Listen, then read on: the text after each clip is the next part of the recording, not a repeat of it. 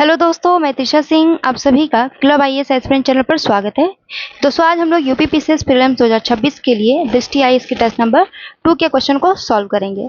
Last session में भी हम लोगों ने टेस्ट नंबर 2 के क्वेश्चन को सॉल्व किया था। आज इस सेशन में बाकी बचे हुए क्वेश्चन को, क्योंकि जैसा कि आपको पता है कि हम लोग हर टेस्ट पेपर को 2 पार्ट में डिवाइड करके सॉल्व करते हैं, तो इस सेशन में बाकी बचे हुए क्वेश्चंस को सॉल्व करेंगे। दोस्तों वीडियो अच्छी लगे तो लाइक शेयर एंड सब्सक्राइब जरूर करना। ये जो टेस्ट पेपर है इसमें स्टार्टिंग के लगभग 40 क्वेश्चन यानी 1 से लेकर के लगभग 40 तक के क्वेश्चंस करंट अफेयर्स के थे। उसके बाद सभी क्वेश्चन जो है मेडाइवल हिस्ट्री के हैं। तो वीडियो को पूरा देखिएगा। आई होप आप बहुत कुछ सीख कर जाएंगे। आपको एक आइडिया मिलेगा कि आपको मेडाइवल हिस्ट्री कैसे पढ़ना है, किस टॉपिक पर आपको फोकस करना है। ओके, और अपने दोस्तों में भी शेयर करिए ताकि हमें मोटिवेशन मिले, ज़्यादा से ज़्यादा लोग हमसे जुड़ सकें। हम ये जो कंटेंट आपको प्रोवाइड करते हैं, अपना एफर्ट्स डालते हैं, हर कुछ नया कंटेंट, कुछ नए आपको पॉइंट्स बताते हैं, तो इसका आप लोग थोड़ा सा क्या करें कि लोगों को इन्फॉर्म करें ताकि हमको बहुत मोटिवेशन मिले। ओके, तो चैनल पर नए हैं तो सब्सक्राइब ज़रूर करिएगा। तो चलिए शुरू करते हैं। लास्ट सेशन में हम लोगों ने 64 तक के ही क्वेश्चन को सॉल्व किया था। आज इस सेशन में पूरे क्वेश्चन को यानी 150 तक के क्वेश्चन को कवर करेंगे। ओके, तो अकबर के शासनकाल में सुलह-ए-कुल के सिद्धांत का क्या तात्पर्य था? तो दोस्तों सुलह-ए-कुल के सिद्धांत का क्या तात्पर्य था? अकबर द्वारा लाया गया था इसे। तो धार्मिक सहिष्णुता और सार्वभौमिक शांति इसका तात्पर्य था। तो आंसर क्या हो जाएगा? ऑप्शन ए हो जाएगा। अगला है, निम्नलिखित कथनों में से कौन सा कथन सही है?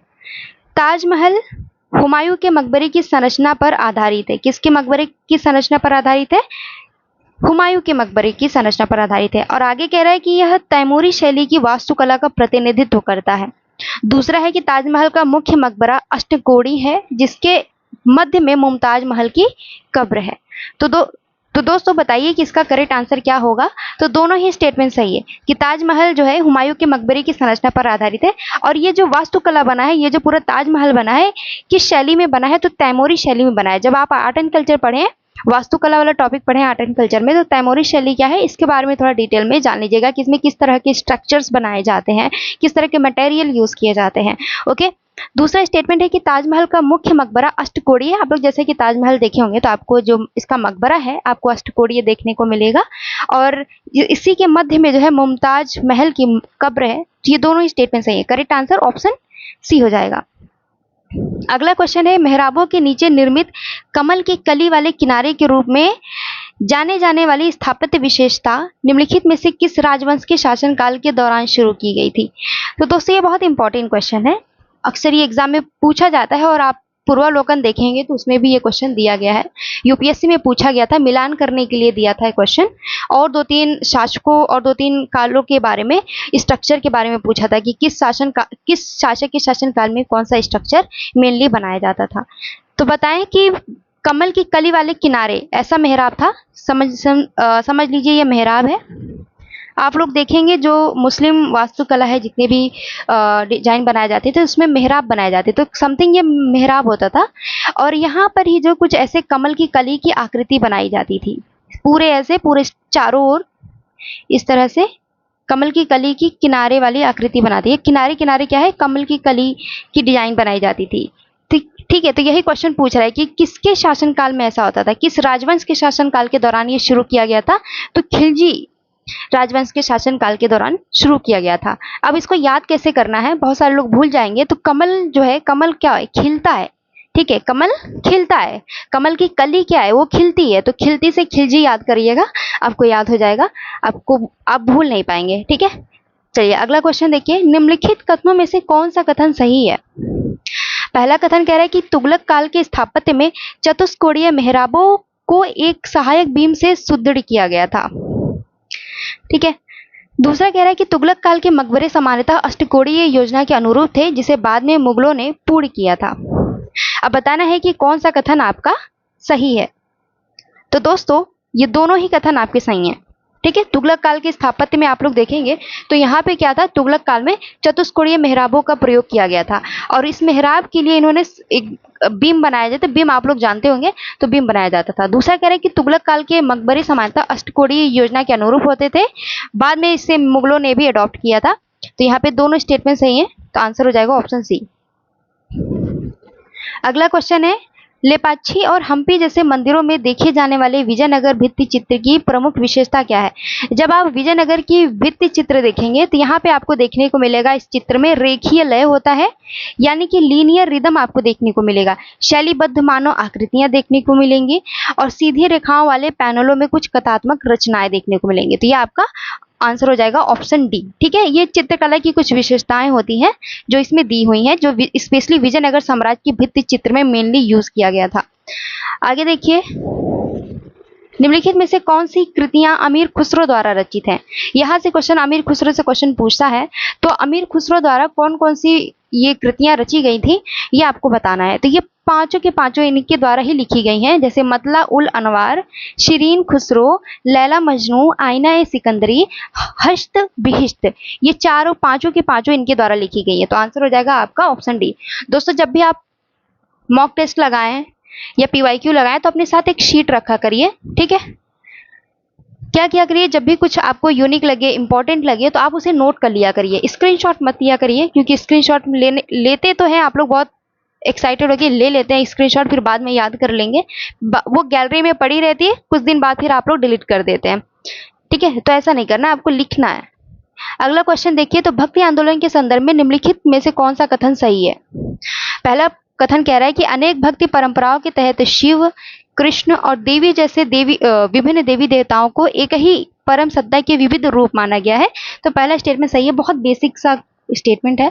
दूसरा कह रहा है कि भक्ति संतों ने व्यक्तिगत भक्ति की तुलना में यज्ञ, तीर्थ यात्रा और मूर्ति पूजा जैसी बाह्य धार्मिक प्रथाओं पर बल दिया। तो आप लोग ध्यान दीजिएगा कि जो भक्ति संत थे, इन्होंने यज्ञ, तीर्थ यात्रा या मूर्ति पूजा पर जोर नहीं दिया था। इन्होंने कहा भाई लोगों की मदद करो, जो असहाय लोग हैं उनकी मदद करो, समाज में जो है अच्छी विचारधाराओं को फैलाओ, जो कुरीतियां हैं उनको खत्म करो। तो इन सब चीजों पे उन्होंने फोकस किया था। ठीक है, तो यहाँ पे दूसरा गलत हो जाएगा, पहला सही है। आंसर हो जाएगा ऑप्शन ए।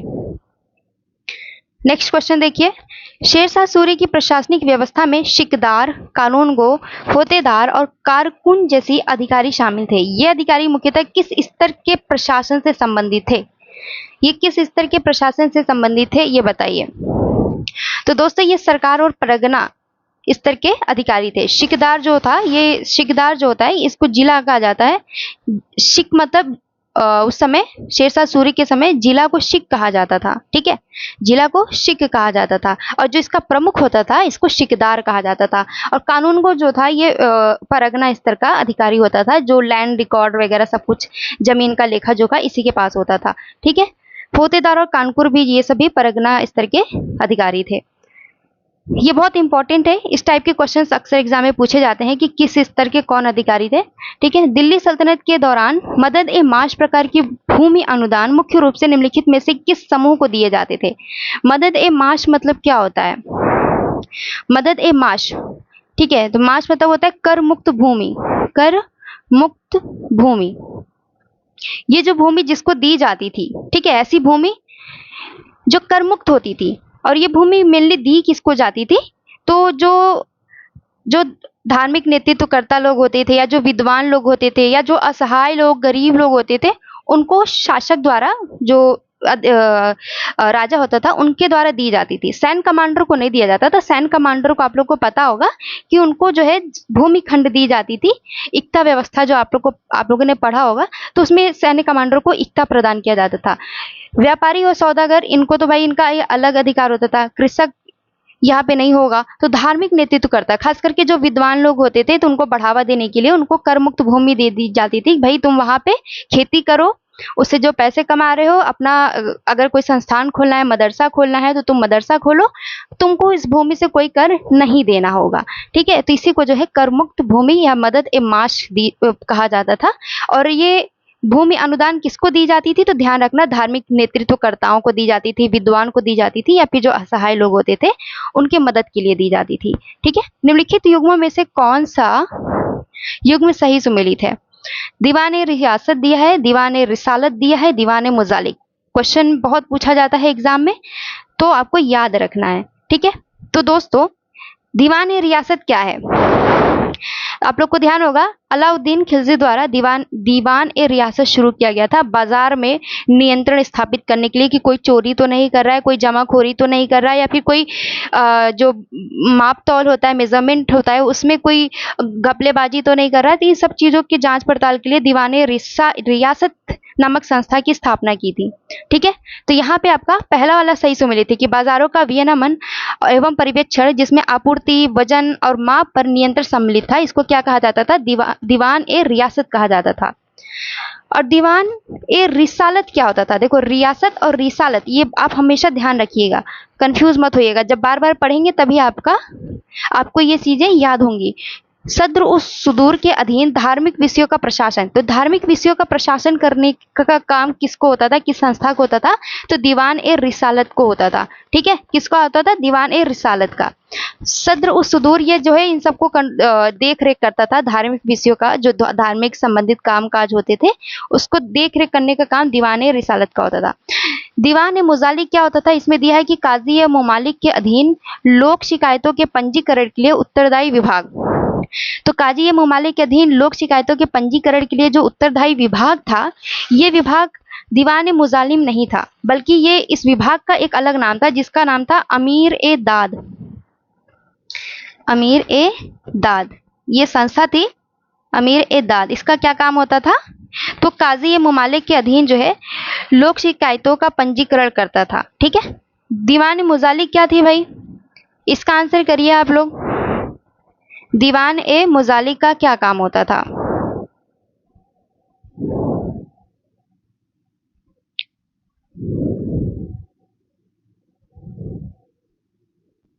तो दोस्तों ये जो दीवान ए मुजालिम था ये किस तरह का विभाग था, इसको भी ध्यान रखिएगा। तो जैसे आज के समय में क्या है कि हाई कोर्ट है, सुप्रीम कोर्ट है, जो भी लोक शिकायतों का निवारण होता था, और फिर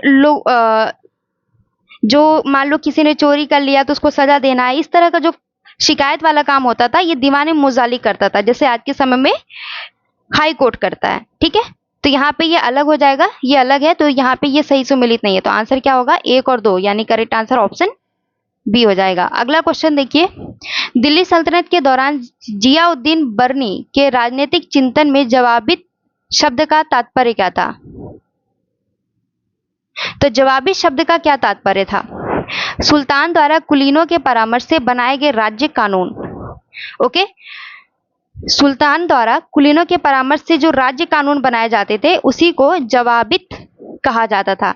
जैसे क्या होता था कि मान लो कुछ ऐसे जैसे उस जमाने में क्या था कि 2 तरह के कानून या नियम होते थे। एक तो शरीयत जो पूरी तरह से धार्मिक नियमों, कुरान और हदीस पर आधारित होते थे। ठीक है, कोई किसी कुछ मसला हो गया तो देखा जाता था कि हदीस या कुरान में कि उस मुद्दे के लिए किस तरह के निपटान की व्यवस्था है, किस तरह की सजा की व्यवस्था है। ठीक है, वो धार्मिक जो नीतियां वो क्या कहती हैं। लेकिन कुछ ऐसे मामले हो जाते थे जिनका सीधा जवाब हमको कुरान या हदीस में नहीं मिलता था, तो इसके लिए जो है राजा क्या करता था या शासक क्या करता था, अपने कुलीनों से या अपने दरबार में जो बड़े मंत्री होते थे, अमीर लोग होते थे, यानी कुलीन लोग होते थे, तो उनके सलाह पर, उनके परामर्श से वो कानून बनाता था, उसी एक राज्य कानून बनाता था। स्पेशली ये राज्यों में लागू होते थे, तो इसी को क्या कहा जाता था? जवाबित कहा जाता था। ओके, मुगलकालीन भारत में राजस्व निर्धारण की पद्धतियों के संबंध में निम्नलिखित में से कौन सा कथन सही है? पहला कथन कह रहा है कि कानकुत प्रणाली में राजस्व की मांग निर्धारित करने से पहले भूमि का मापन किया जाता था और फसल की संभावित पैदावार का अनुमान लगाया जाता था। तो पहला स्टेटमेंट सही है। कानकुत प्रणाली क्या है? राजस्व की मांग निर्धारित करने से पहले क्या होता था कि भूमि का मापन किया जाता था। इसके अंतर्गत ये मतलब राजस्व निर्धारित करने की एक विधि है कानकुत प्रणाली मुगल काल में। ठीक है, तो इसमें क्या होता था कि भूमि का पहले मापन किया जाता था, भूमि को मापा जाता था और अनुमान लगाया जाता था कि इस भूमि से, इस भूखंड से लगभग कितना पैदावार हो सकता है, कितना उत्पादन हो सकता है। तो अनुमान लगा करके उसी आधार पे जितना होता है उसी आधार पे फिर इन लोग टैक्स निर्धारित कर दिए जाते थे कि हाँ इतना टैक्स जो है दिया जाएगा। इसी को क्या कहा जाता था? कानकुत प्रणाली कहा जाता था। दूसरा है कि अकबर के शासन काल में अंतिम रूप में दी गई जब्ती प्रणाली के अंतर्गत राजस्व की मांग का आकलन और उसकी वसूली पूरी तरह से नकदी की बजाय वस्तु रूप में की जाती थी। देखो, जब्ती प्रणाली जब आई अकबर के शासनकाल में, तो ये थोड़ा जो अन्य जो राजस्व निर्धारण करने की जो पद्धतियां थी उससे थोड़ा अलग था। इसमें इसमें क्या होता था कि कर के रूप में वही वस्तु जो है, जो भी उत्पादन हो रहा था उसी को ले लिया जाता था। ठीक है, उन लोग का हर शासक का अपना अलग अलग निर्धारण था कितना परसेंट लेना है। इसमें क्या था कि इसमें नगद लिया जाता था। जब्ती प्रणाली में अकबर के शासनकाल में जब जब्ती प्रणाली लाई गई, तो जितना उत्पादन हो रहा है उसका कुछ हिस्सा जो है नकद के रूप में वो किसानों से लेते थे, वस्तु रूप में नहीं लेते थे। ध्यान रखना कि जब्ती प्रणाली में नकद के रूप में वसूली की जाती थी, न कि वस्तु के रूप में। तो नकद के रूप में वसूली होती थी। यहाँ पे स्टेटमेंट में दिया है कि नकदी की बजाय वस्तु रूप में की जाती थी, इसलिए ये स्टेटमेंट गलत है। जब भी आप स्टेटमेंट को पढ़े तो बहुत बारीकी से पढ़े। ठीक है, आंसर क्या हो जाएगा? ऑप्शन ए हो जाएगा। अगला है कि विजयनगर साम्राज्य के संदर्भ में निम्नलिखित में से कौन सा कथन सही है? पहला कथन है कि विजयनगर साम्राज्य की स्थापना 1336 ईस्वी में संगम शासक हरिहर और बुक्का ने की थी, जिसकी राजधानी तुंगभद्रा नदी के तट पर स्थित थी। तो पहला स्टेटमेंट सही है कि विजयनगर साम्राज्य की स्थापना किसने की थी भाई? 1336 ईस्वी में की गई थी। किसके द्वारा की गई थी? तो हरिहर और बुक्का द्वारा की गई थी। इसकी राजधानी क्या थी? इसकी राजधानी जो है तुंगभद्रा नदी के तट पर थी। दूसरा है कि सुलूर नरसिंह द्वारा संगम वंश के कमजोर शासक मल्लिकार्जुन को अपदस्थ करने के बाद सुलूर राजवंश सत्ता में आया था। तो दूसरा स्टेटमेंट सही है। देखो, ये सब फैक्चुअल है, तो हम लोग जल्दी जल्दी जो फैक्चुअल क्वेश्चन होंगे उसको करके आगे बढ़ जाएंगे। ठीक है, तुलु वंश जिससे कृष्णदेव राय संबंधित थे, वीर नरसिंह द्वारा सत्ता पर कब्जा करने के बाद सुलू वंश का उत्तराधिकारी बना था। तो तीनों स्टेटमेंट सही है। करेक्ट आंसर आपका ऑप्शन डी हो जाएगा। दोस्तों, अगर आप लोग को पीडीएफ चाहिए इस टेस्ट पेपर का, पीडीएफ अगर आपको चाहिए तो पीडीएफ के लिए आपको कमेंट बॉक्स में जाना पड़ेगा। कमेंट बॉक्स में टेस्ट सीरीज नाम से एक लिंक होगा, उस लिंक पे आप क्लिक करिएगा, आपको पीडीएफ मिल जाएगा। जितने टेस्ट अब तक कराए गए हैं दृष्टि आईएएस के, वो सारे टेस्ट पेपर आपको मिल जाएंगे, विद एक्सप्लेनेशन मिलेगा। हिंदी और इंग्लिश दोनों मीडियमों में मिलेगा। अदरवाइज आप इंस्टीट्यूट में भी जाकर ज्वाइन कर सकते हो। अगर आपके पास ऑफलाइन, आपके आसपास दृष्टि की ऑफलाइन बैच ब्रांच है, वहाँ पे जाके ज्वाइन कर लीजिए, या फिर दृष्टि एप्लीकेशन डाउनलोड करके भी आप ऑनलाइन ज्वाइन कर सकते हो, जिसकी फ़ी है 5000। मतलब ऑफलाइन और ऑनलाइन दोनों की फ़ी 5000 ही है, तो आप ज्वाइन कर सकते हैं। ओके, चलिए इस क्वेश्चन को पढ़िए। तो विजयनगर काल की आयंगर व्यवस्था के संबंध में निम्नलिखित में से कौन सा कथन सही है? ये बहुत इंपॉर्टेंट क्वेश्चन है। ठीक है, इस टेस्ट पेपर के सारे क्वेश्चन मुझे बहुत इंपॉर्टेंट लगे। ठीक है, आप इस टेस्ट पेपर में जितने क्वेश्चंस दिए हैं, जिस टॉपिक से दिए हैं, आपको इसी के इर्द गिर्द ही अपनी तैयारी रखनी है मेडाइवल हिस्ट्री की, क्योंकि स्टेट पीसीएस में या यूपीएससी में बहुत पूछा जाता है। आयंगर व्यवस्था देखिए, तो पहला स्टेटमेंट कह रहा है कि आयंगर व्यवस्था के अंतर्गत गांव जो है पृथक प्रशासनिक इकाइयों के रूप में काम करते थे, जहां अधिकारियों का एक समूह स्थानीय आर्थिक गतिविधियों के लिए उत्तरदायी होता था। दूसरा है कि आयंगर के पद जो है वंशानुगत होते थे और उन्हें मान्य नामक कर मुक्त भूमि के अनुदानों से सहायता प्राप्त होती थी। तो बताइए कि कौन सा कथन आपका सही है? ओके, आंसर करिए भाई कि आपका कौन सा कथन सही है। तो दोस्तों देखिए, आयंगर व्यवस्था क्या होता है, ध्यान से सुनिए कि गांव को जो है, एक गांव को एक प्रशासनिक इकाई मान लिया जाता था। ठीक है, मान लो आप किसी गांव में रहते हो, तो आपके पूरे गांव को एक प्रशासनिक इकाई मान लिया जाता था, और 12 लोगों को, उसी गांव के 12 लोगों को चुन लिया जाता था। मतलब चुनाव नहीं होता था, ऐसे 12 लोग को सिलेक्ट कर लिया जाता था, और इन्हीं 12 लोग को सामूहिक रूप से आयंगर कहा जाता था।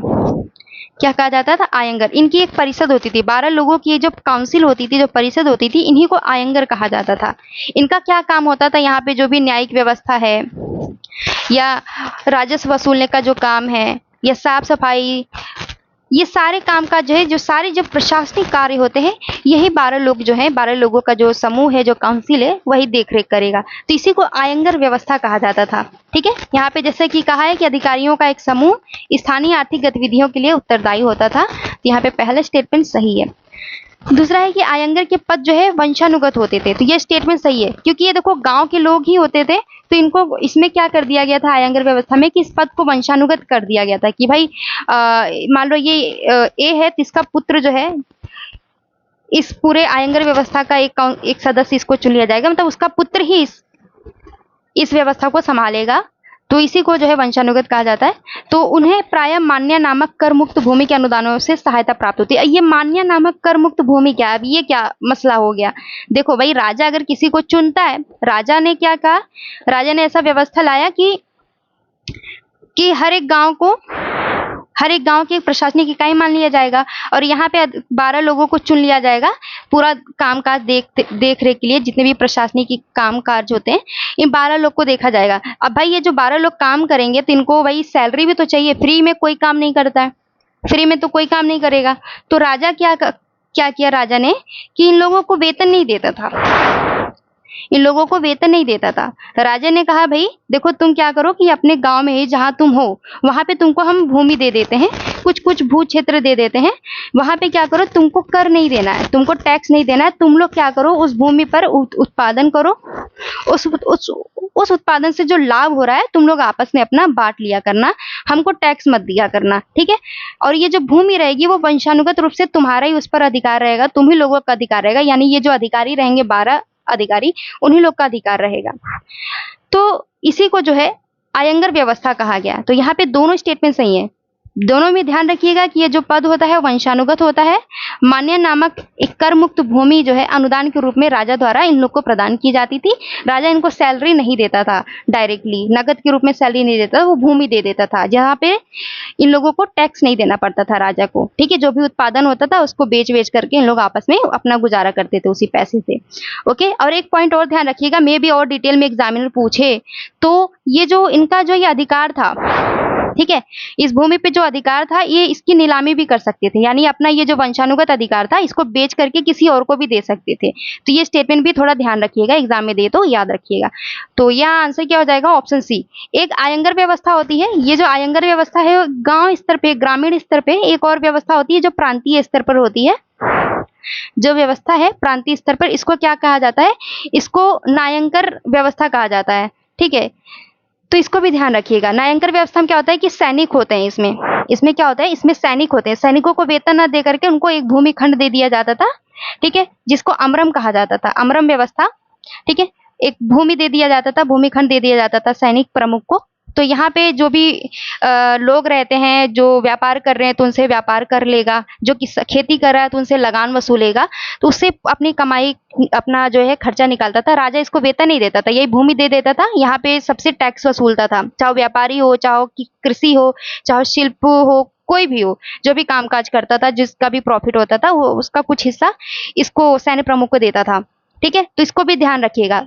तो ये सारा जो सैनिक होता था, जो सैनिक प्रमुख होता था, अपने सैनिकों को वेतन, अपना जो इसके पास घोड़े वोड़े थे उसका रख रखाव के लिए सारा खर्चा निकालता था, जो कुछ बचता था वो राजा को दे देता था, ओके। चलिए अगला देखिए, निम्नलिखित युग्म में से कौन सा सही सुमेलित है। पहला है वकील ए मुतलक, दूसरा है बारबक और तीसरा है हाजिब ए खास। बताना है कि कौन सा सही सुमेलित है। तो वकील ए मुतलक देखिए, तो वकील ए मुतलक जो होता था ये राज्य का प्रधानमंत्री होता था, ठीक है। बहमनी साम्राज्य में ये पद दिए हुए हैं और बताना है कि कौन सा सही सुमेलित है। तो राज्य का जो प्रधानमंत्री होता था इसको वकील ए मुतलक कहा जाता था, और सुल्तान का जो निजी सचिव होता था इसको बारबक कहा जाता था, और किले का जो सेना नायक होता था, यहाँ पे कह रहा है कि हाजिब ए खास कहा जाता था, तो ये गलत है। हाजिब ए खास जो है, हाजिब ए खास, इसको दरबार का प्रमुख कहा जाता था। दरबार का जो प्रमुख होता था, दरबार का प्रमुख, उसी को हाजिब ए खास कहा जाता था। तो ये तीसरा गलत है, पहला दूसरा सही सुमेलित है। तो आंसर क्या हो जाएगा, ऑप्शन बी हो जाएगा। देखो ये सब चीजें आपको रटना पड़ेगा, मेडाइवल हिस्ट्री की बुक लीजिए, जो ये सब चीजें हैं रटने वाली, आप रटिए। मुगल काल में चित्रकला को शाही कार्यशालाओं में किसके शासनकाल में व्यवस्थित किया गया था। तो मुगल काल में चित्रकला को शाही कार्यशालाओं यानी कारखानों में किसके शासनकाल में व्यवस्थित किया गया था, तो अकबर के शासनकाल में किया गया था, ओके। अगला क्वेश्चन है, सूफी सिलसिला दिया है और विशेषता दिया गया है। चिश्ती सिलसिला, सुहरावर्दी सिलसिला और नक्शबंदी सिलसिला। देखो सूफी में क्या थे, अलग अलग संप्रदाय के लोग थे, यही जो अलग अलग संप्रदाय थे इन्हीं को सिलसिला कहा गया, जिसमें चिश्ती सिलसिला हो गया, सुहरावर्दी सिलसिला हो गया, नक्शबंदी सिलसिला हो गया। तो अब बताना है कि आपको कि कौन सा सही सुमेलित है, ठीक है। तो चिश्ती सिलसिला में क्या होता है कि ये जो है ये प्रकृति में थोड़े उदारवादी थे, ये मानवता की सेवा, आतिथ्य और सभी धर्मों के लोगों को आध्यात्मिक मार्गदर्शन देने पर इन्होंने जोर दिया था। तो पहला सही सुमेलित है। ठीक है। और ये जो चिश्ती सिलसिला के लोग थे ना, यहाँ के लोग जो है ये राजनीतिक मामलों से दूर रहते थे। जैसे और भी आगे जो सोहरावर्दी सिलसिला हो गया, नक्शबंदी सिलसिला हो गया, यहाँ के जो सूफी संत थे इन लोग जो है थोड़ा राजनीतिक मामलों में हस्तक्षेप करते थे, राजा से उपहार लेते थे। लेकिन जो चिश्ती सिलसिला के जो लोग थे ये राजनीतिक मामलों से बहुत दूर रहते थे, शासकों से दूर रहते थे, राजाओं से दूर रहते थे, उनसे उपहार वगैरह लेना, उनके दरबार में जाना, ये सब काम नहीं करते थे। ठीक है, ये उदार प्रवृत्ति के थे। तो पहला स्टेटमेंट इसमें सही है। दूसरा है कि सोहरावर्दी सिलसिला समाज को सेवाएं प्रदान करने के लिए धन का संचय करना स्वीकार्य माना। इनमें क्या था, इनमें ऐसी मान्यता थी सोहरावर्दी सिलसिला में कि ये राजाओं के दरबार में जाते थे और राजाओं से बहुत उपहार वगैरह उनसे लेते थे। ठीक है, राजा अगर उनको उपहार देते थे तो खुशी खुशी ये एक्सेप्ट करते थे। और ये बहुत थोड़े भौतिकवादी किस्म के भी थे, विलासिता में थोड़ा ये विश्वास रखते थे। तो यहाँ पे सोहरावर्दी सिलसिला के संदर्भ में जो स्टेटमेंट दिया है सही दिया है कि धन का संचय करना स्वीकार्य माना था।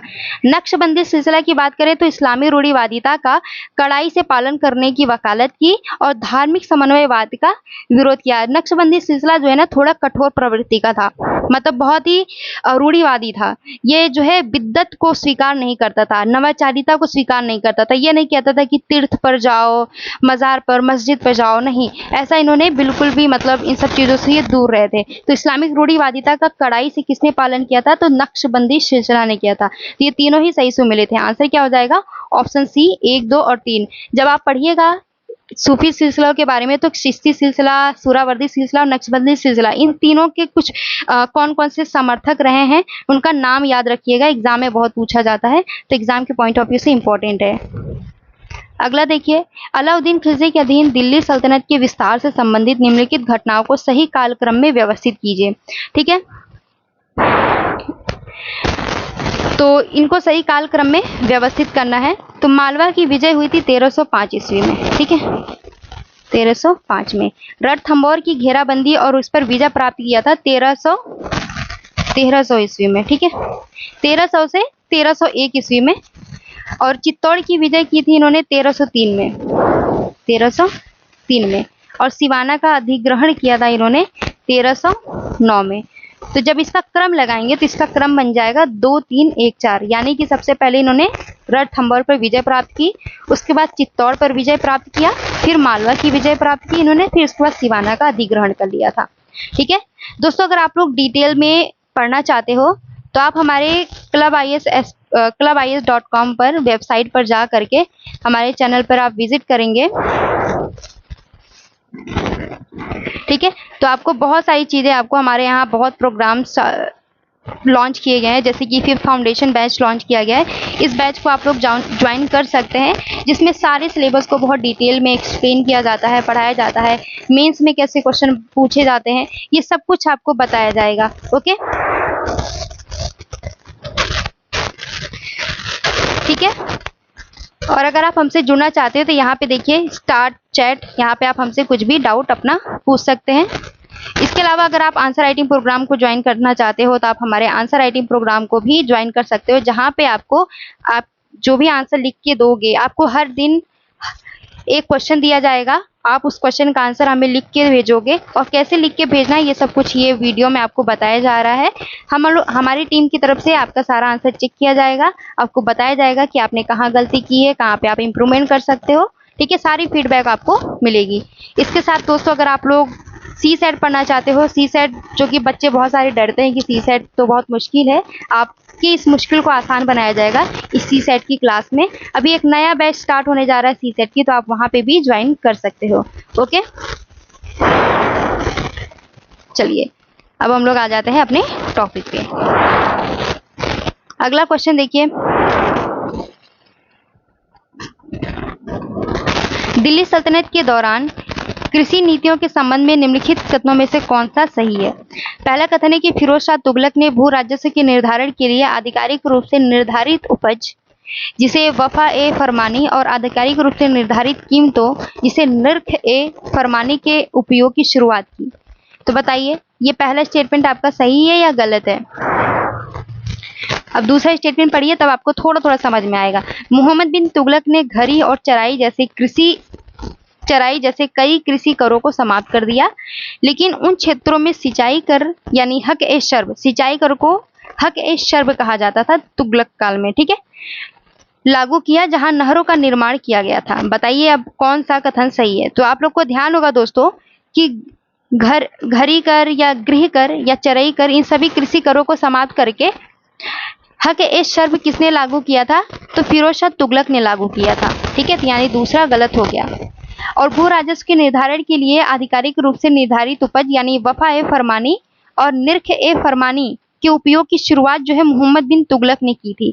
तो यहाँ पे दोनों स्टेटमेंट अपोजिट दिया है एक दूसरे के, तो दोनों ही गलत हैं। आंसर क्या हो जाएगा? ऑप्शन डी हो जाएगा। अगला क्वेश्चन देखिए, किस मुगल सम्राट ने ईस्ट इंडिया कंपनी को दस्तक यानी शुल्क मुक्त व्यापार परमिट जारी करने का अधिकार दिया था?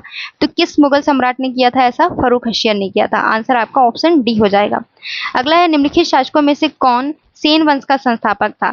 सेन वंश का संस्थापक कौन था भाई? तो सुमंत सेन था। आंसर ऑप्शन ए हो जाएगा। अगला क्वेश्चन देखिए, पाल शासक धर्मपाल के बारे में निम्नलिखित कथनों में से कौन सा कथन सही है? तो पहला कथन कह रहा है कि वह पाल वंश का संस्थापक था। तो देखो भाई, पाल वंश का संस्थापक धर्मपाल नहीं था, तो कौन था? गोपाल था, ठीक है, कौन था? गोपाल था। ओके, और इन्होंने ही जो है उदंतपुरा बिहार की स्थापना की, उदंतपुरा विहार की स्थापना की थी। बिहार नहीं, विहार। विहार क्या होता है, कोई बता सकता है?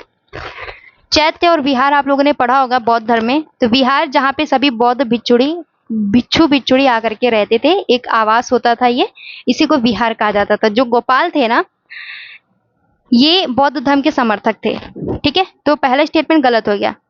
धर्मपाल के बारे में कह रहा है कि ये पाल वंश का संस्थापक था, तो नहीं, ये पाल वंश का संस्थापक नहीं था, बल्कि पाल वंश का शासक था। दूसरा है कि उसे विक्रमशिला महाविहार की स्थापना का श्रेय दिया जाता है, तो दूसरा स्टेटमेंट सही है। विक्रमशिला महाविहार की स्थापना किसने की थी? धर्मपाल ने की थी।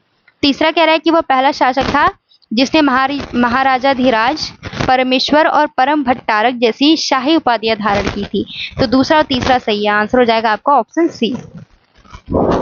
अगला है, चोल साम्राज्य में प्रशासन की सबसे निम्न इकाई कौन सी थी? चोल साम्राज्य में प्रशासन की सबसे निम्न इकाई कौन सी थी? तो हमेशा एक क्रम ध्यान रखना है कि इसकी सबसे निम्न जो इकाई थी वो थी कुर्रम, ठीक है। क्या थी? कुर्रम। ओके, सबसे उच्च में आता था मंडलम, ठीक है, उसके साम्राज्य को मंडलम में बांटा गया था। उसके बाद फिर वलनाडु, नाडु, फिर सबसे निचली इकाई कुर्रम आता है। इस क्रम को ध्यान रखिएगा, एग्जाम में बहुत पूछा जाता है। हालांकि ये सब जो डिटेल में आपको क्लास में बताया जाएगा। अभी ये क्योंकि टेस्ट सीरीज की क्लास है, तो हम लोग जल्दी जल्दी सारे क्वेश्चंस को कवर करते हैं, क्योंकि बहुत सारे बच्चे ये कहते हैं कि वीडियो बहुत लंबी हो गई। कुछ बच्चे कहते हैं कि मैम हर एक ऑप्शंस को डिस्कस करिए, तो ऐसे में हम कंफ्यूज होते हैं। तो हम लोग क्या करते हैं कि मध्यम मार्गी होते हैं कि थोड़ा सा एक्सप्लेन करेंगे, जहाँ पे ज़रूरत होगा, जहाँ पे ज़रूरत नहीं होगा, जहाँ पे फैक्चुअल क्वेश्चन है वहाँ पे आगे बढ़ जाते हैं। ओके, मकबरा निर्माण में अष्टभुजाकार योजना किस वंश के स्थापत्य के हिस्से के रूप में शुरू की गई थी? तो मकबरा निर्माण में अष्टभुजाकार योजना किस वंश के स्थापत्य के हिस्से के रूप में शुरू की गई थी? तो ये आपको ध्यान होगा भाई, तुगलक वंश में शुरू किया गया था, ठीक है। आंसर हो जाएगा ऑप्शन ए। अगला है, शेरशाह सूरी के बारे में निम्नलिखित कथनों में से कौन सा कथन सही है? पहला कथन है कि उसने मालदा की लड़ाई में बंगाल के शासक को पराजित किया। दूसरा है कि उसने चौसा और बिलग्राम की लड़ाई में हुमायूं को 2 बार पराजित किया। उसका मकबरा दिल्ली में है। तो पहला स्टेटमेंट तो आपका गलत है। शेरशाह सूरी इसने कह रहा है कि मालदा की लड़ाई में बंगाल के शासक को पराजित किया था, तो मालदा की लड़ाई में नहीं, बल्कि मुंगेर की लड़ाई में बंगाल के शासक को पराजित किया था। और तीसरा जो कह रहा है कि इसका मकबरा दिल्ली में है, तो इसका मकबरा दिल्ली में नहीं, बल्कि बिहार के रोहतास जिले में एक सासाराम नामक जगह है, वहां पे है, ठीक है। सासाराम जगह बिहार में है, दिल्ली में नहीं है। दूसरा स्टेटमेंट सही है। चौसा और बिलग्राम के युद्ध में हुमायूं को 2 बार हराया था, तो दूसरा स्टेटमेंट सही है केवल। तो आंसर हो जाएगा ऑप्शन बी। अगला क्वेश्चन देखिए, निम्नलिखित में से कौन सा कथन सही है? पहला कथन है कि शेरशाह सूरी ने ग्रैंड ट्रंक रोड का पुनर्निर्माण और विस्तार करने के साथ नियमित दूरी पर सराय का निर्माण करवाया था, तो पहला स्टेटमेंट सही है। दूसरा है कि शेरशाह ने जजिया प्रथा को समाप्त कर दिया और उसने अपने कुलीन तंत्र में भारतीय समाज के सभी वर्गों को अवसर दिया। तो देखो भाई, जजिया कर को इन्होंने समाप्त नहीं किया था, इस बात को ध्यान रखिएगा। जजिया कर को इन्होंने समाप्त नहीं किया था, तो ये दूसरा गलत हो जाएगा स्टेटमेंट। पहला सही है, आंसर ऑप्शन ए होगा। अगला स्टेटमेंट है, अभिकथन है, खानवा के युद्ध के बाद अफगानों ने महमूद लोदी के नेतृत्व में एकजुट होकर बिहार तथा पूर्वी उत्तर प्रदेश में मुगल सत्ता का विरोध जारी रखा था। तो पहला स्टेटमेंट आपका सही है। दूसरा कह रहा है कि बाबर ने 1529 में घाघरा के युद्ध में अफगानों और बंगाल के नुसरत शाह को पराजित करने के साथ पूर्व में अफगान प्रतिरोध को पूरी तरह से समाप्त कर दिया था। तो ये तो गलत है, पूरी तरह से समाप्त नहीं किया था। यहाँ पहला सही है, दूसरा गलत है। तो आंसर हो जाएगा ऑप्शन सी। अगला क्वेश्चन देखिए, निम्नलिखित में से कौन अकबर के शासनकाल के दौरान गुजरात में मुगल शासन के विरुद्ध विद्रोह के नेता थे? ठीक है, तो अकबर के शासनकाल के दौरान गुजरात में मुगल शासन के विरुद्ध विद्रोह के नेता कौन थे? तो इसका आंसर हो जाएगा आपका इख्तियार उल मुल्क और मोहम्मद हुसैन मिर्जा थे। ठीक है, आंसर ऑप्शन डी। अगला क्वेश्चन देखिए, दिल्ली सल्तनत के निम्नलिखित शासकों के शासनकाल पर विचार कीजिए और उन्हें कालानुक्रम में व्यवस्थित कीजिए। ठीक है, तो दिल्ली सल्तनत के ये कुछ शासकों के नाम दिए हैं, इनको कालक्रम में व्यवस्थित करना है। तो रजिया, इनका शासनकाल देखेंगे हम लोग। ठीक है, इनका शासनकाल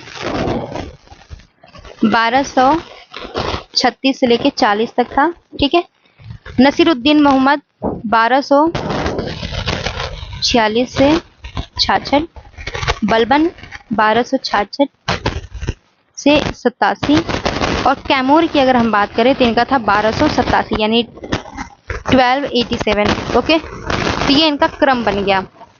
अब इसको अरेंज करिए तो इसका होगा 2 3 4 1, यानी सबसे पहले रजिया, उसके बाद नसीरुद्दीन महमूद, फिर बलबन आते हैं, बलबन के बाद कैमूर आता है। ठीक है, कैमूर के बाद कैमूर की डेथ हो जाती है, उसके बाद फिर ये जो गुलाम वंश होता है ये खत्म होता है, उसके बाद फिर तुगलक वंश शुरू होता है। अगला देखिए, अगला है अभिकथन ए दिया है, विजय क्षेत्रों पर अधिक प्रभावी नियंत्रण स्थापित करने के लिए इल्तुतमिश ने इक्ता प्रदान की। कारण आ रहे कि इक्ता प्राप्त करने वालों को इक्तादार कहा जाता था, जिनका उत्तरदायित्व भूमि राजस्व एकत्र करना और उन्हें सौंपे गए क्षेत्रों में शांति और व्यवस्था बनाए रखना था। तो देखो दोस्तों, इक्ता व्यवस्था किसने लाया? हमेशा ये क्वेश्चन पूछा जाता है एग्जाम में। तो इक्ता व्यवस्था लाया गया था इल्तुतमिश द्वारा। तो पहला स्टेटमेंट सही है। और ये इक्ता व्यवस्था था क्या? तो जैसे कि हमने बताया कि जो सैन्य प्रमुख होता है उनको वेतन देने की जगह उनको भूमि क्षेत्र प्रदान किया जाता था, भूखंड प्रदान कर दिया जाता था। तो इस भूखंड में रहने वाले लोगों से ये जो सैन्य प्रमुख होता था कर वसूलता था। इस कर वसूली से जो पैसा कमाता था उस पैसे से ही अपना सैन्य रख रखाव करता था। जो सैन्य प्रमुख होता था अपने जो सेना में मान लो हथियार वगैरह रखे रहते थे तो उसके मरम्मत में जो पैसे लगते थे इसी पैसे का यूज करता था। अपने पर्सनल खर्च के लिए भी यहाँ से ये पैसे यूज करता था। जो बच जाता था उसको जो है राजा को दे दिया जाता था। ठीक है, तो यहाँ पे दोनों ही स्टेटमेंट सही है। कथन ए जो है, कथन यहाँ पे आंसर क्या आ जाएगा? कथन आर जो है कथन ए की सही व्याख्या कर रहा है। आंसर ऑप्शन ए हो जाएगा। अगला देखिए, मोहम्मद गौरी से संबंधित निम्नलिखित घटनाओं पर विचार कीजिए और उन्हें कालक्रम में व्यवस्थित कीजिए। ओके, मोहम्मद गौरी से संबंधित कुछ घटनाएं दी गई हैं, जैसे अनिलवाड़ का युद्ध में पराजय, मुल्तान और उच्च पर कब्जा, लाहौर पर कब्जा और पेशावर पर कब्जा। तो देखिए, अनिलवाड़ के युद्ध में इनको पराजय होता है कब? 1178 में। ठीक है, मुल्तान और उच्च पर कब्जा करते हैं 1175 में, यहाँ पे लिख देती हूँ। लाहौर पर कब्जा करते हैं 1186 में। ठीक है, 1186 और पेशावर पर कब्जा करते हैं ये 1189 यानी 1179। ओके, जब इसका क्रम बनाएंगे तो इसका क्रम बन जाएगा 2 1 4 3। ठीक है, ये आप लोग देख लीजिए। चलिए अगला क्वेश्चन देखिए। अगला क्वेश्चन है, निम्नलिखित युग्मों में से कौन सा सही सुमेलित नहीं है? सिलसिला दिया है और संस्थापक दिया है। तो चिश्ती सिलसिला के संस्थापक थे ख्वाजा मोइनुद्दीन चिश्ती, ये तो सही सुमेलित है। सूहरावर्दी सिलसिला के संस्थापक थे बहाउद्दीन जकारिया।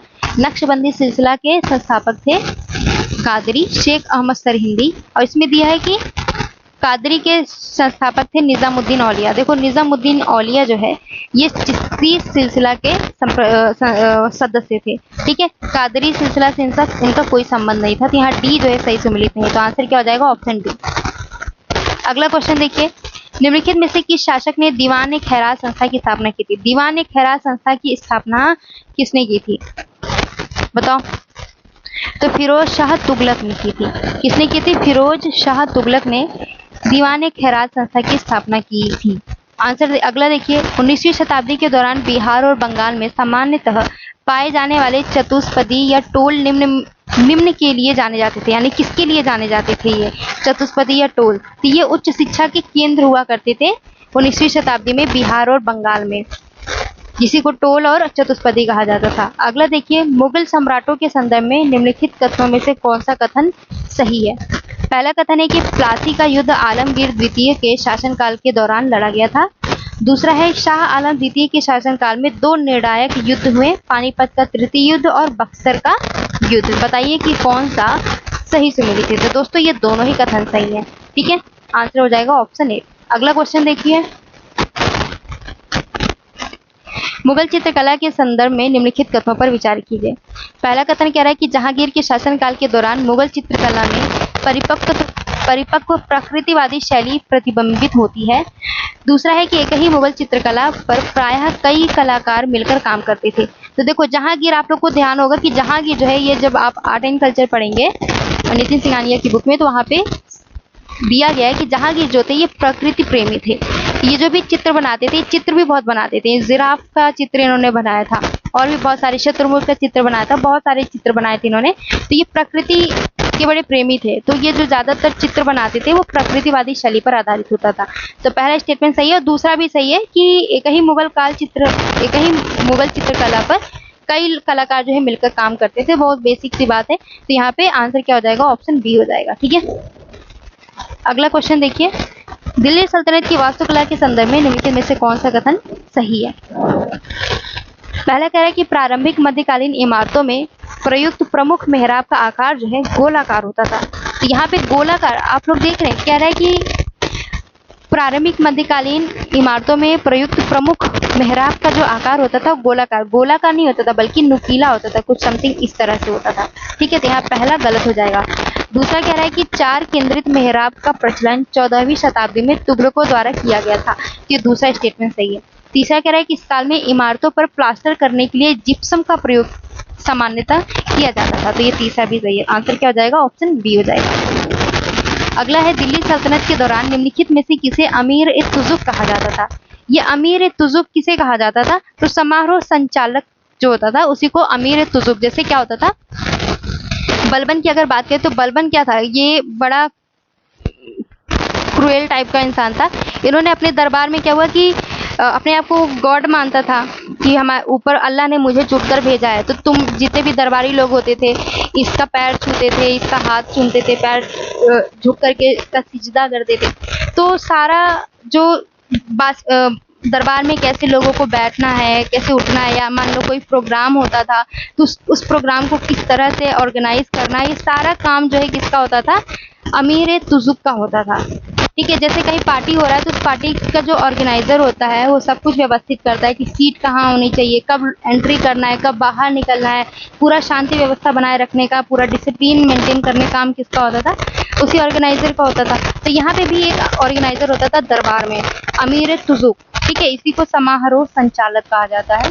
ओके, इसको ध्यान रखिएगा। अगला देखिए, अभिकथन ने दिया है कारडार। अभिकथन ये कह रहा है कि अलाउद्दीन खिलजी ने चित्तौड़ का नाम बदलकर खिजराबाद कर दिया था। तो ये तो पहला सही है कि इन्होंने चित्तौड़ का नाम बदलकर क्या कर दिया था? खिजराबाद कर दिया था। कारडार कह रहा है कि यह नाम उसके विश्वसनीय सेनापति मलिक काफूर के सम्मान में रखा गया था, जिसने घेराबंदी का नेतृत्व किया था। तो ये गलत है। खिजराबाद का जो नामकरण था, इनके बेटे का नाम था खिज्र। ठीक है, खिज्र खान, तो उन्हीं के नाम पर ये रखा था, अपने सेनापति के नाम पर ये नामकरण नहीं किया था चित्तौड़ का। चित्तौड़ का नाम बदल के खिजराबाद जो है अपने बेटे के नाम के आधार पर किया था। तो यहाँ पहला सही है, लेकिन दूसरा वाला कथन जो है कथन आर जो है गलत है। तो आंसर क्या हो जाएगा? ऑप्शन डी हो जाएगा। अगला क्वेश्चन देखिए, निम्नलिखित मुगल सम्राटों को उनके शासनकाल के क्रमानुसार व्यवस्थित कीजिए। ओके, तो भाई इनके शासनकाल के आधार पे इनको व्यवस्थित करना है। तो जहांदार शाह की अगर बात करें तो इनका शासनकाल रहा है 1712 से 1713। ठीक है, 1712 से 1713। और फर्रुख खशीर की अगर बात करें तो 1713 से 1719। 1713 से 1719। अहमद शाह की अगर बात करें तो 1748 से 1754 यानी 54। और रफी उद दरजत की अगर हम बात करें तो 1719 में इनका शासनकाल रहा है, ज़्यादा लंबे समय तक का शासनकाल नहीं रहा है इनका। ठीक है, तो ये आप लोग देख लीजिए, इनका सबका टाइम पीरियड मैंने लिख दिया है। अब इनको अरेंज करेंगे तो इसका क्रम बनेगा 1 2 4 3, यानी आंसर हो जाएगा आपका ऑप्शन ए। दोस्तों अगर आप लोग PDF डाउनलोड करना चाहते हो, दृष्टि IAS की सारे टेस्ट पेपर की PDF डाउनलोड करना चाहते हो, तो इसका लिंक जो है कमेंट बॉक्स में टेस्ट सीरीज नाम से आपको मिल जाएगा। ठीक है, कमेंट बॉक्स में जाएंगे तो सबसे ऊपर जो है इसका मैसेज पिन कर दिया जाता है, लिंक का मैसेज पिन कर दिया जाता है, तो आप लोग क्लिक करके PDF को बहुत ही मिनिमम प्राइस में डाउनलोड कर सकते हैं। ओके, और अगर आप लोग दोस्तों डिटेल में सारे सब्जेक्ट को पढ़ना चाहते हो, UPSC की तैयारी करना चाहते हो, बहुत ही मिनिमम फी में तैयारी करना चाहते हो, तो आप लोग हमारे clubias.com क्रोम में जाइए, clubias.com हमारे वेबसाइट को लिखिए, सर्च करिए तो हमारे ये वेबसाइट का पेज ओपन हो जाएगा, जिसमें आपको हमारे सारे प्रोग्राम के बारे में पता चल जाएगा कि हम लोग कौन कौन सा प्रोग्राम लॉन्च किए हैं। तो अगर आप डिटेल में पढ़ना चाहते हो, UPSC की तैयारी करना चाहते हो, तो आप हमारे 5th फाउंडेशन बैच को ज्वाइन कर सकते हो। इस फिफ्थ फाउंडेशन बैच में प्रॉपर सारा सिलेबस आपको बहुत डिटेल में समझाया जाएगा, साथ में बीच बीच में टेस्ट भी कंडक्ट कराए जाते हैं, ऑनलाइन टेस्ट होता है। और इसके साथ ही दोस्तों आपके मेंस के पॉइंट ऑफ व्यू से बहुत इंपॉर्टेंट पॉइंट्स बताए जाते हैं कि आपको कोई टॉपिक पढ़ाया जाता है तो बताया जाता है कि किस टॉपिक से आप कैसा आंसर एग्जाम में लिख सकते हैं, कौन कौन से पॉइंट बहुत इंपॉर्टेंट होंगे, जब आप लिखेंगे तो आपका आंसर कैसे इन्हांस होगा, ये सारी चीज़ें आपको डिटेल में बताई जाएंगी। इसके साथ अगर आप आंसर राइटिंग करना चाहते हो, जो कि आज के टाइम में बहुत, अगर आप मेंस ओरिएंटेड तैयारी नहीं कर रहे हैं, सिर्फ प्रीलिम्स के लिए पढ़ रहे हैं, तो आप सिर्फ पढ़ते ही रह जाएंगे, प्रीलिम्स होगा मेंस नहीं होगा, तो ये सिलसिला हमेशा जारी रहेगा। इसलिए आपको क्या करना है कि मेंस ओरिएंटेड तैयारी करना है। जब आप मेंस ओरिएंटेड तैयारी करेंगे तो इससे क्या होगा कि आपका सारा जो कॉन्सेप्ट है बहुत अच्छे से तैयार होते चला जाएगा। जब आप सारे टॉपिक्स को लिखोगे, उसको समराइज करके आंसर लिखोगे, फ्लो चार्ट बना करके लिखोगे और कुछ फैक्ट भी मेंशन करोगे, तो आपको अपने आप प्रीलिम्स के लिए तैयार होते जाएगा, चाहे कॉन्सेप्चुअल क्वेश्चन हो या फैक्चुअल क्वेश्चन हो। फैक्चुअल क्वेश्चन के लिए थोड़ा सा आपको पूर्वावलोकन पढ़ना पड़ेगा, लेकिन मेंस जब आप तैयारी करेंगे तो आपका कॉन्सेप्ट अपने आप तैयार हो जाएगा। तो इस डेली आपको यहाँ पे क्वेश्चन दिया जाता है। ठीक है, हमारी टीम की तरफ से आप आंसर जो लिख के भेजोगे, कैसे लिख के भेजना है ये सब कुछ ये वीडियो में आपको बताया जा रहा है। तो आप जब लिख के भेजोगे तो हमारी तरफ से, हमारी टीम की तरफ से सारा आंसर लिख करके चेक करके आपको बताया जाता है कि आप कहाँ पे गलती की हो, कहाँ पे आप एक्स्ट्रा पॉइंट ऐड कर सकते हो। सारी फीडबैक प्रॉपर तरीके से दी जाती है। इसकी फी कितनी है तो मंथली आपको 199 रुपीज़ पड़ेगा, और अगर आप एक साथ पे करना चाहते हो तो 1499 रुपये पे करना होगा आपको। ये 8 महीने का प्रोग्राम है, अगर आप लोग ज्वाइन करना चाहते हो तो कर सकते हो, और अगर आपके दोस्त लोग भी ज्वाइन करना चाहते हो तो उनको भी शेयर करिएगा। ठीक है, चलिए हम लोग अपने टॉपिक पे आते हैं। निम्नलिखित में से किस शर्की शासक को मलिक अल शर्की की उपाधि प्रदान की गई थी? किस शासक को मलिक अल शर्की की उपाधि प्रदान की गई थी? कोई बताएगा तो आंसर है मलिक सरवर ख्वाजा जहां। इनके द्वारा ही जो है 1394 ईस्वी में यानी 1394 में शर्की वंश की स्थापना की गई थी। शर्की वंश पूछा जाता है कि शर्की वंश की स्थापना किसके द्वारा की गई थी, तो मलिक सरवर ख्वाजा जहां द्वारा की गई थी। इन्हीं को मलिक अल शर्की की उपाधि भी प्रदान की गई थी। थोड़ी इतने भयानक शब्द है ना, थोड़े उर्दू शब्द हैं, तो मैं बोलते बोलते थक जा रही हूँ सच में। थोड़े हम लोग हैबिचुअल नहीं होते ना, ऐसे शब्दों को कंटिन्यू, वो भी फ्लुएंट के साथ बोलना है तो थोड़ी दिक्कत होती है। चलिए अब इसको देखिए, तो अधिकारियों के नाम दिए और कार्य दिया है, बताना है कि आपको मिलान करना है। तो बरीद ए मुमालिक, बरीद ए मुमालिक का क्या काम होता था? ये गुप्तचर विभाग का प्रमुख होता था। ठीक है, शिकदार जो है, शिकदार का क्या काम होता था भाई? तो शिकदार का काम होता था कानून एवं व्यवस्था बनाए रखना। ठीक है, आमिर का क्या काम होता था? आमिर क्या करता था भाई? राजस्व संग्रह करता था।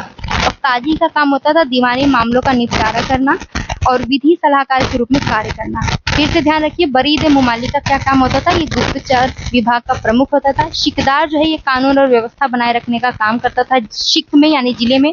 आमिर का क्या काम होता था? परगने स्तर का ये अधिकारी होता था, इसका काम था राजस्व संग्रह करना। ठीक है, काजी का काम होता था दीवानी मामलों का निपटारा करना और विधि सलाहकार के रूप में काम करना। तो जब इसका आप मिलान करेंगे तो इसका मिलान क्या बनेगा? 3 2 1 4। ठीक है, आंसर हो जाएगा ऑप्शन सी। इसको आप लोग याद कर लीजिए, रट लीजिए, बहुत पूछा जाता है। और पूर्वालोकन में दिया हुआ है, ये सारी चीज़ें पूर्वालोकन में आपको मिल जाएंगी।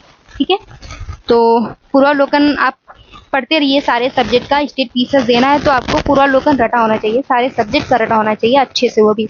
और सुबह हमारी पूर्वालोकन की क्लास चलती है 8 बजे डेली, 8 AM पर डेली पूर्वालोकन की क्लास चलती है। लोकेश सर द्वारा इस क्लास को कराया जाता है, कंडक्ट कराया जाता है, तो आप लोग जरूर पढ़िएगा। ठीक है, चलिए अगला क्वेश्चन देखिए।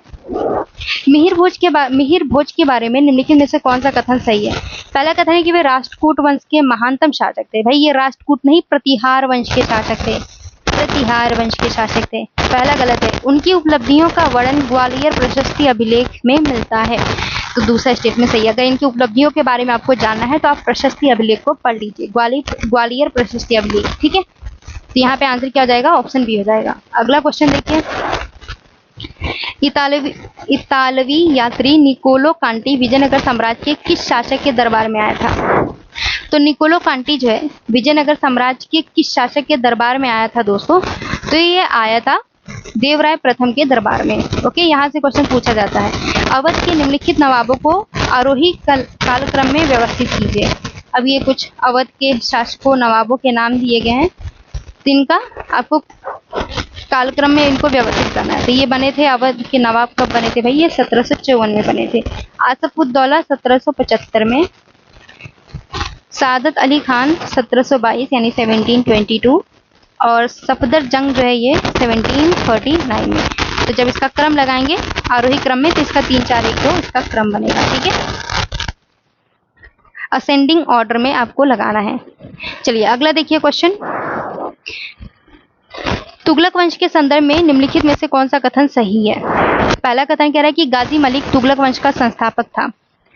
तो तुगलक वंश का संस्थापक कौन था?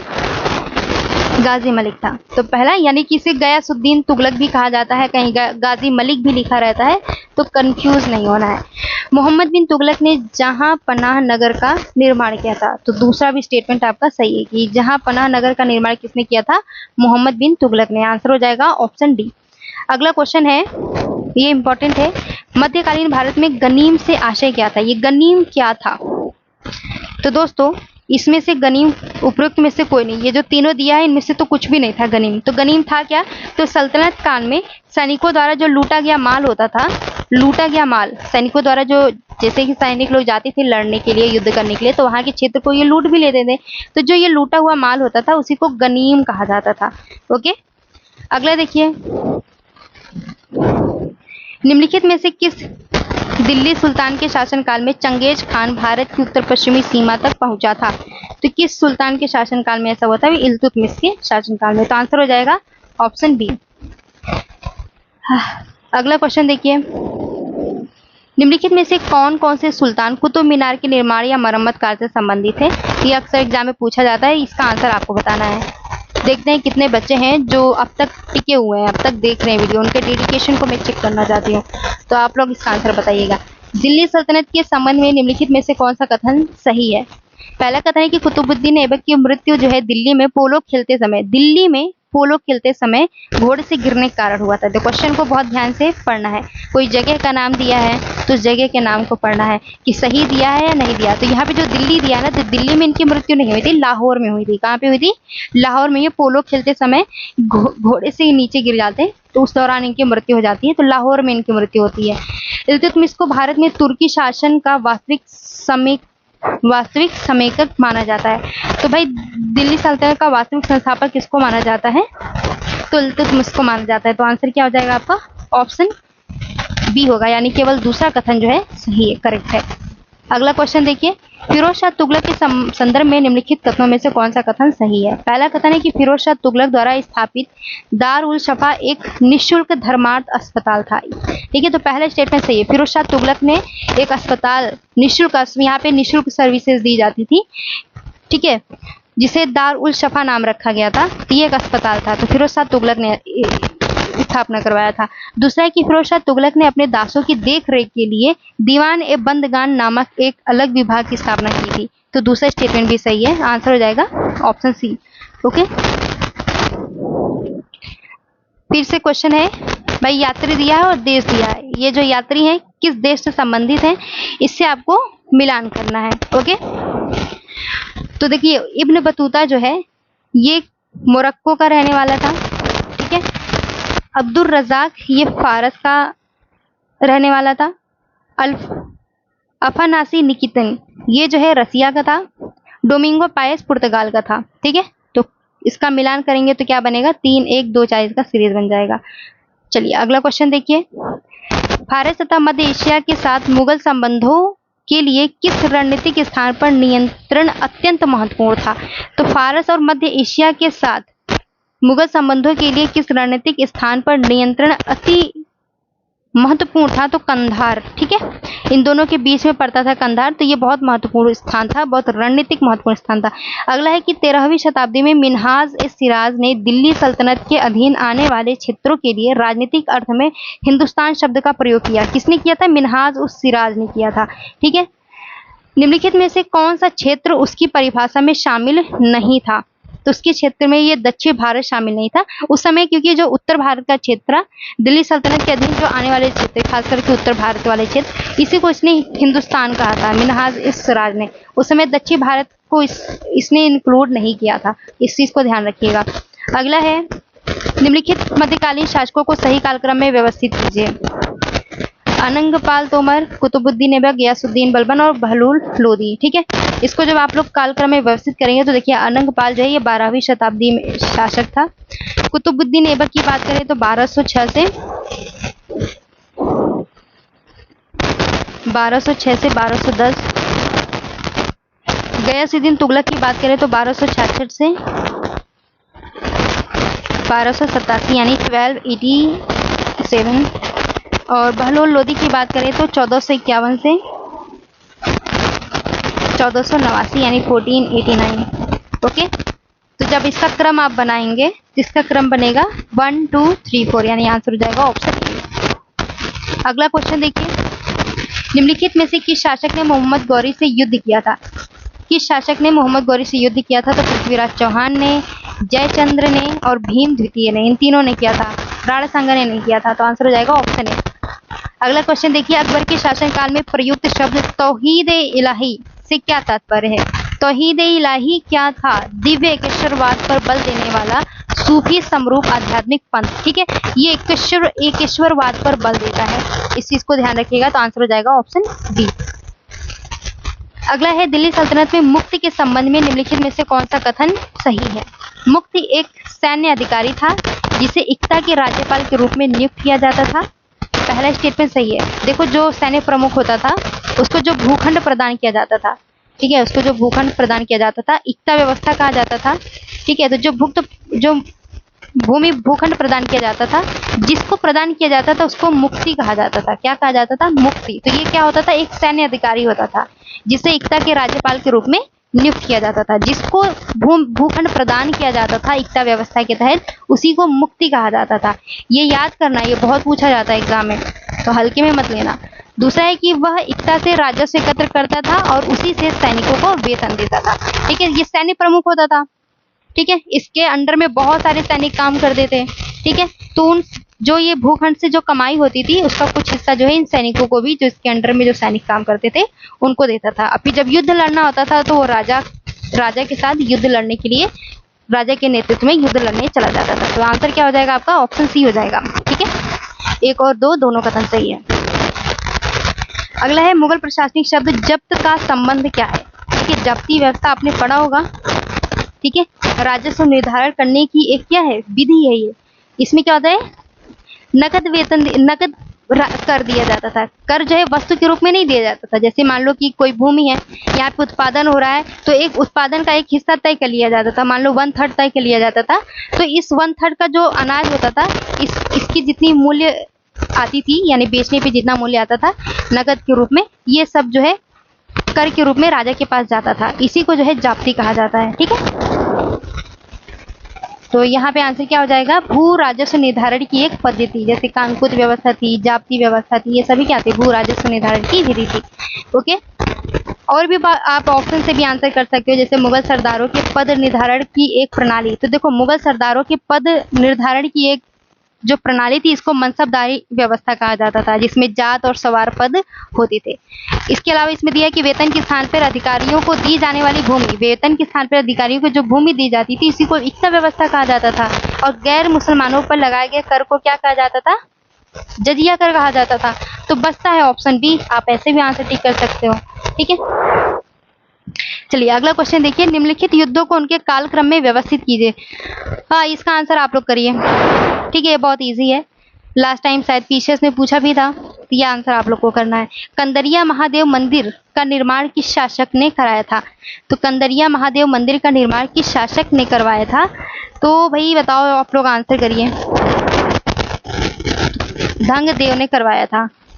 एक अभिलेख में किस, ये पूर्वालोकन में दिया हुआ है, एक अभिलेख में किस दिल्ली सुल्तान को ईश्वर द्वारा चुना गया बताया गया तथा उसे मूसा और सुलेमान के गुणों से युक्त बताया गया? ये किस अभिलेख, एक अभिलेख में, यह एक अभिलेख है उस जिसमें किसी शासक को दिल्ली सुल्तान को ईश्वर द्वारा चुना गया है, ऐसा बताया गया है कि इस शासक जो है ईश्वर ने चुना है। तो किस शासक की बात हो रही है ये बताना है आप लोग को। तो अलाउद्दीन खिलजी। ठीक है, आंसर हो जाएगा अलाउद्दीन खिलजी। अगला है महमूद गजनी निम्नलिखित में से किस शासक का समकालीन था? महमूद गजनी किस शासक के समकालीन था? तो राजेंद्र चोल प्रथम के समकालीन था। अगला क्वेश्चन है, मध्यकालीन भारत में निम्नलिखित में से कौन से व्यापारी या वाणिज्यिक समूह थे? तो मध्यकालीन भारत में कौन से व्यापारी या वाणिज्यिक समूह थे? तो ये सभी थे व्यापारी और वाणिज्यिक समूह, मणिग्रामम, नाना देसी, चेट्टियार। ठीक है, अगला देखिए, मध्यकालीन भारतीय व्यापार में प्रयुक्त हुंडी शब्द का क्या अर्थ था? ये बहुत पूछा जाता है एग्जाम में, बहुत इंपॉर्टेंट है, ध्यान रखिएगा। इस तरह का क्वेश्चन यूपीएससी में भी बहुत पूछा जाता है। तो हुंडी शब्द का क्या मतलब होता है बताइए? तो दोस्तों, धन प्रेषण हेतु प्रयुक्त वित्तीय प्रलेख। ठीक है, विनिमय पत्र के समान एक वित्तीय साधन होता है ये, इसी को हुंडी कहा जाता है। आंसर हो जाएगा ऑप्शन बी। अगला है, मध्यकालीन बंजारों के संबंध में निम्नलिखित में से कौन सा कथन सही है? पहला कथन कह रहा है कि बंजारे जो है प्रमुख व्यापारी घुमंतु समुदाय थे।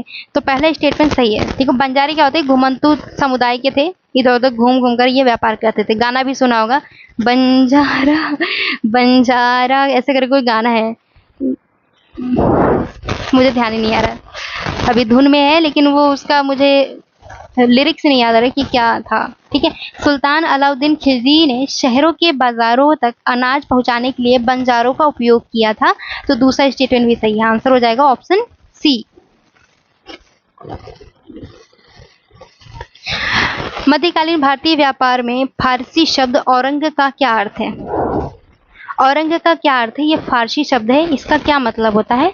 तो वह गोदाम जहां बिक्री से पहले वस्तुएं एकत्र की जाती हैं उसी को औरंग कहा जाता है। ठीक है, चलिए अगला क्वेश्चन देखिए, ये सब बहुत इंपॉर्टेंट है क्वेश्चन। तराइन के युद्धों के संदर्भ में निम्नलिखित में से कौन सा कथन सही है? पहला कथन कह रहा है कि तराइन के प्रथम युद्ध में मुइजुद्दीन मोहम्मद को पृथ्वीराज चौहान ने पराजित किया था। तो पहला स्टेटमेंट बताइए कि ये सही है या गलत है? तो पहला स्टेटमेंट आपका सही है। तराइन का प्रथम युद्ध कब हुआ था?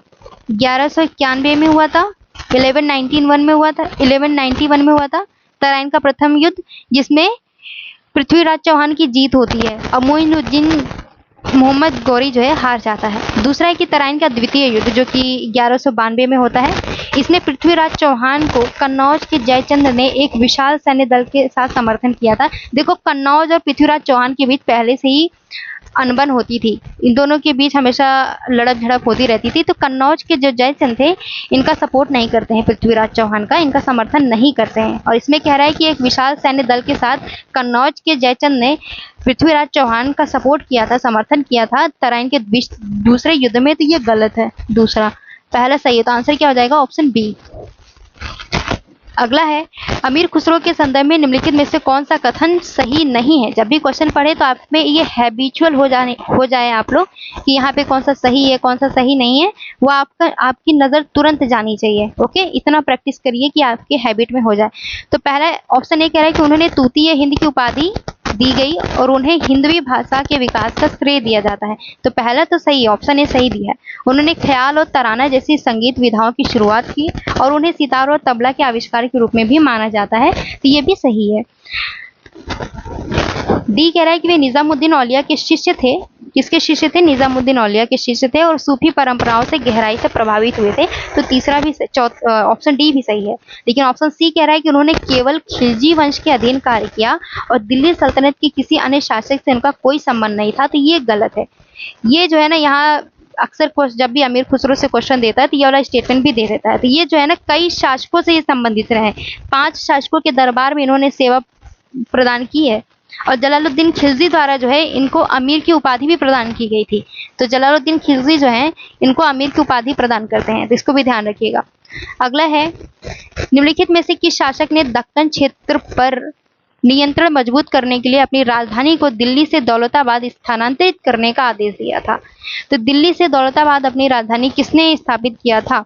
मोहम्मद बिन तुगलक ने। आंसर हो जाएगा ऑप्शन बी। दक्षिण के क्षेत्रों तक ये अपना विस्तार करते हैं।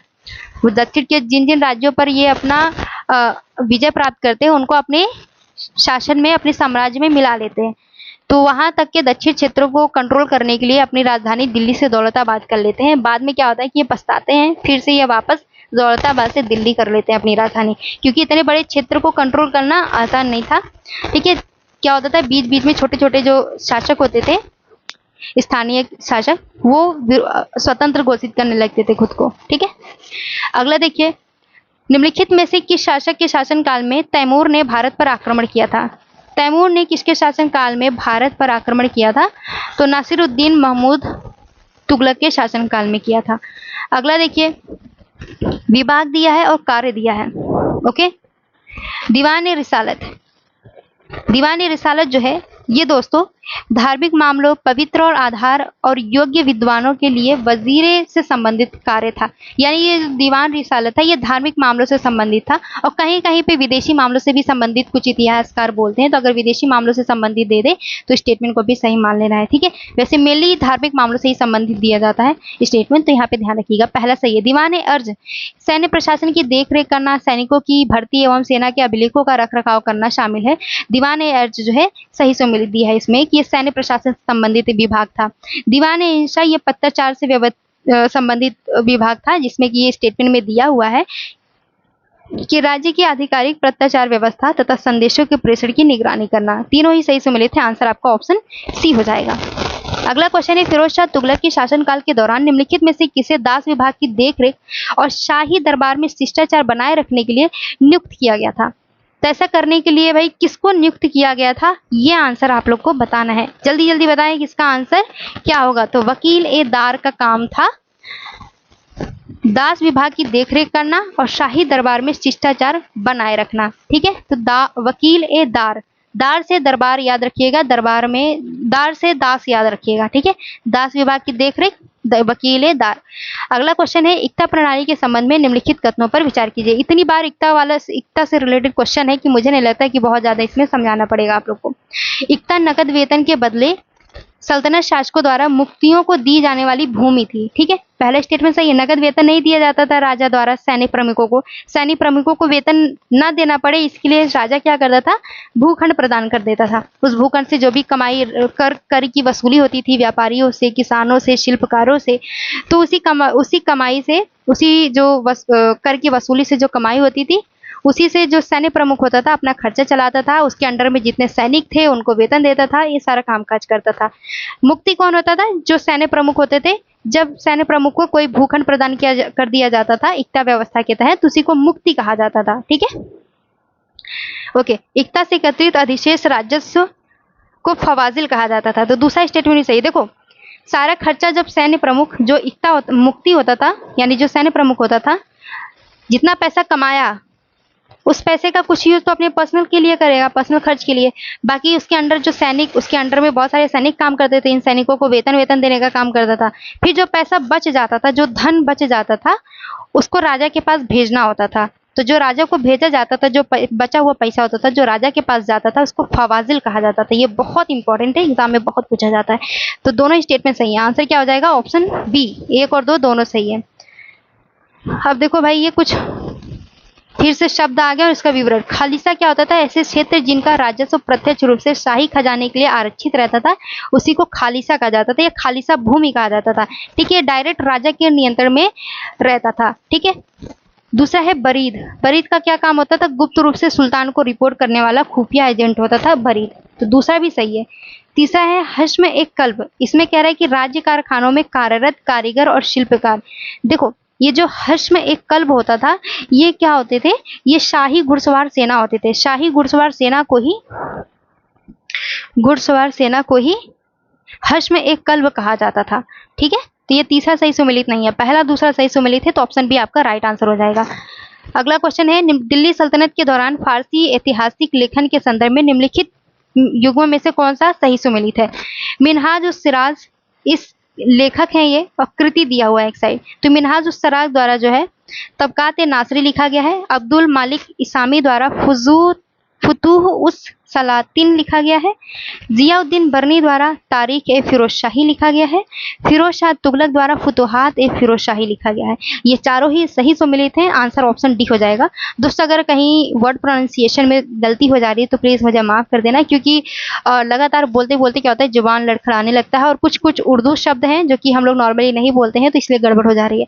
प्रारंभिक मध्ययुगीन भारतीय प्रशासन के संदर्भ में वेला कुलाकरण शब्द गुजरात के चालुक्यों के अधीन क्या संदर्भित करता है? तो ये वेला कुलाकरण क्या है, बताइए।